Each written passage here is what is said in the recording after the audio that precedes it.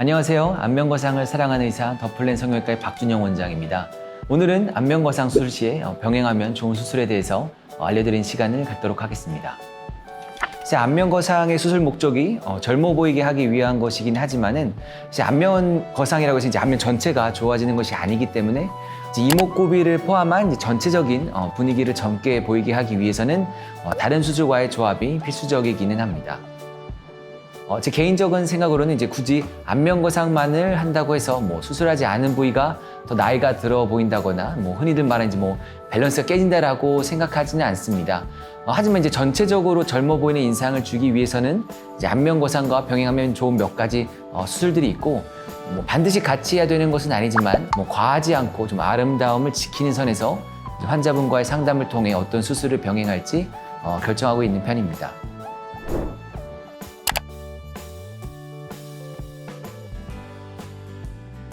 안면거상 수술과 같이 병행하는 수술에는 이마거상, 상하안검, 지방이식, 인중축소, 턱끝이나 아니면 귀족 보형물 등이 있습니다. 이 중에서 안면거상과 가장 많이 병행하는 수술은 이마거상입니다. 저희 병원에서 안면거상을 하시는 분들이 한 30-40% 정도의 환자분들께서 이마거상을 병행을 하고 있습니다. 이마거상은 눈가, 콧등 주름 위쪽 부분이 개선이 되는 수술이고, 미간 사이에 주름을 만드는 근육을 절제하면서 들어 올리기 때문에 미간 주름뿐만 아니라 상안면을 개선해서 좀 더 밝은 이미지를 가질 수가 있습니다. 그리고 안면거상을 제외하면 병행하는 수술 중에는 가장 큰 효과 면적을 차지합니다. 대부분 두피 안쪽을 절개하여 내시경을 사용해서 수술을 하기 때문에 이마의 아래쪽이 눈 근처가 살짝 붓긴 하지만은 안면거상과 병행한다고 해서 회복기간이 더 길어지거나 붓기가 훨씬 더 더해지지는 않습니다. 또 이마거상 시에는 헤어라인이 뒤로 살짝 밀릴 수밖에 없기 때문에 상대적이긴 하지만은 이마의 길이가 6cm를 넘어가거나 아니면 중안면의 길이에 비해서 좀 이마가 넓어 보이시는 분들은 헤어라인 절개를 통해서 이마 축소와 이마 거상을 병행하기도 합니다.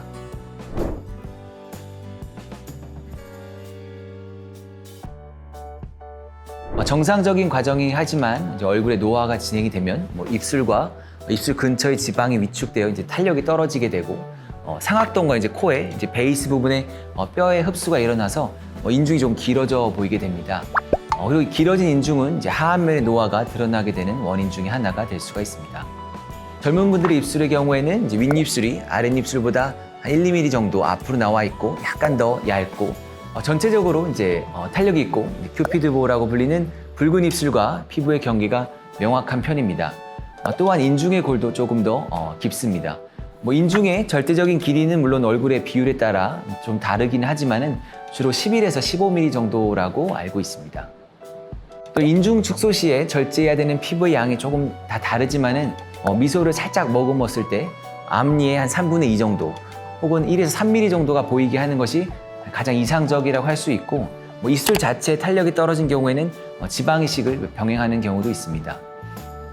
인중 축소 절개의 경우에 코 바닥에 바짝 붙여서 위치하기 때문에 초반에는 약간 붉은 선이 남을 수는 있지만은 시간이 지나면 거의 보이지는 않고 작은 부위지만 입술 근처의 젊음을 회복할 수 있는 좋은 수술 방법 중에 하나입니다.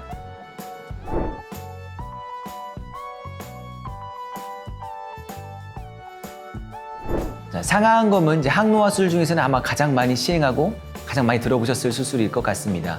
상안검의 경우에는 안검하수 교정을 병행해야 되는 경우 있고 굳이 상안검이 아니어도 좀 빠른 회복을 원하거나 좀 부자연스러워 보이는 것이 걱정되시는 분들은 눈 밑 거상술을 병행할 수도 있습니다.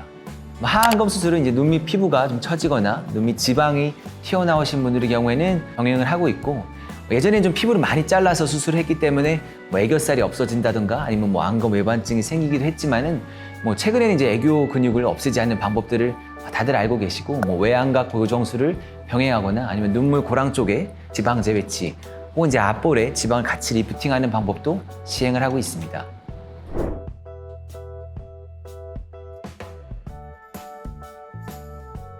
얼굴에 노화가 일어나면 조직의 위치는 아래로 처지게 되고 얼굴의 지방은 흡수가 되게 됩니다.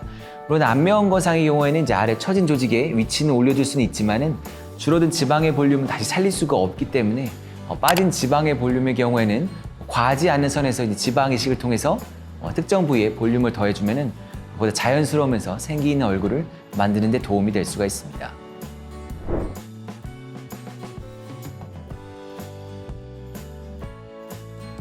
얼굴의 이제 옆모습을 보게 되면은 이제 설골과 턱끝 사이에 이제 길이를 볼 수가 있는데, 설골이 다른 사람들보다 이제 뭐 앞쪽이나 약간 아래쪽에 있는 경우 턱끝 사이와의 이제 길이가 좀 짧아지기 때문에 그렇지 않는 분들에 비해서는 이제 목의 각도가 보다 빨리 둔해지거나 밴드가 조금 더 먼저 드러나게 됩니다.